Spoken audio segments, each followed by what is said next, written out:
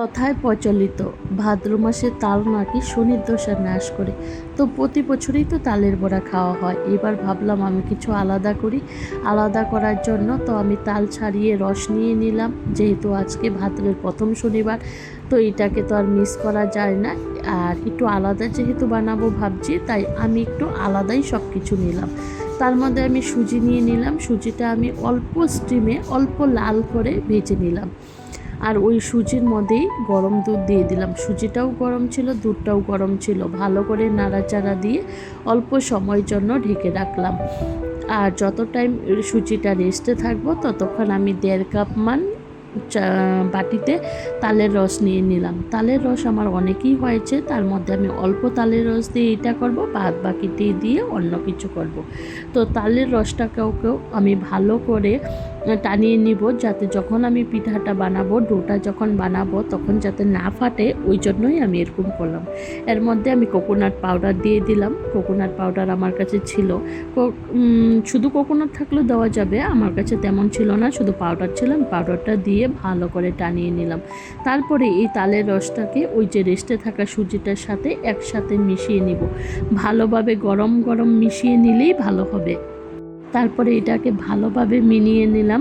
এখন তো এটা নরম থাকবে, যেহেতু এটা ডোতে নিতে হবে, তো এটার মধ্যে আমি অল্প চালের গুঁড়ি দিয়ে দিলাম।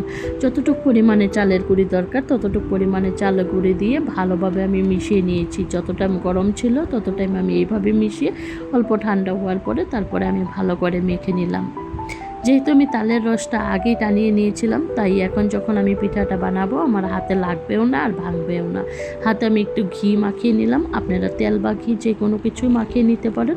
তারপরে দেখেন ডোটা কত স্মুথ হয়েছে। আমি একদম আলতু হাতে ভালো করে গোল করে নিয়েছি।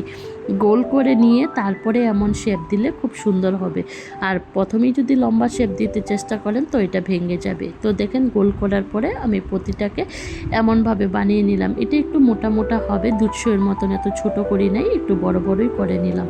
বড়াটা একটু জুসি টাইপ হবে, বড়া প্লাস রসের মধ্যে হবে। তো যত টাইম আমি এটা করে নিলাম, অল্প রেস্টে রেখে দিলাম। তারপরে আমি ওই বাটি দিয়েই 1.5 কাপ বাটি চিনি দিয়ে দিলাম আর অল্প জল দিয়ে দিলাম।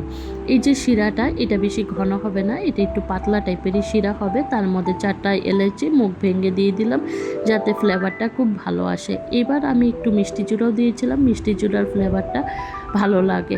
আর এটা ততক্ষণ একটু কালার ছেড়ে দিলেই হয়ে যাবে। 4 থেকে 5 মিনিট জাল করার পরে আমার শিরাটা রেডি।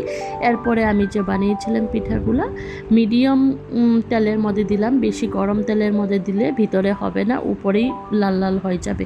তো আমি কম স্টিমের মধ্যে দিয়ে হালকা হালকা করে ভালো করে সবগুলা পিঠা ভেজে নিলাম। তার সব কিছুই রেডি। এখন ভাজতে আর কত টাইম, অল্প টাইমের মধ্যেই আমি সব কয়টা পিঠা একদম সুন্দরভাবে ভেজে নিলাম। দেখতেই পারেন কালারটা কত সুন্দর হয়েছে। তো আমার পিঠা ভাজা শেষ। এটাই এমনভাবেও খাওয়া যায়, চালের গুঁড়া দিলে একটু শক্ত হবে, আর যদি চালের গুঁড়া না দেন তো একটু নরম নরম হবে, সুজি থাকাতে তো ভেঙে যাবে শিরাতে দিলে। তো আমার ভাজা শেষ। এখানে আমার শিরাও গরম গরম ছিল, সে গরম শিরা আর পিঠাটাও গরম ছিল, দুটোটাই একসাথে দিয়ে দিলাম। আর রেস্টের জন্য 6 থেকে 7 মিনিট রেখে দিব। তারপরেই হয়ে যাবে আমার তালের পিঠা রেডি। তো ভাদ্র মাসের শনিবারে কারা কারা তাল খান আমাকে জানাবেন।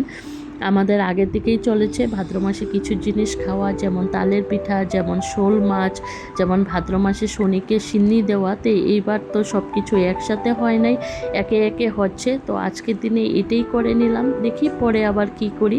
তো আপনাদের মধ্যেও কি প্রথাগুলা প্রচলিত আছে কি না কমেন্টে জানাবেন। টাটা।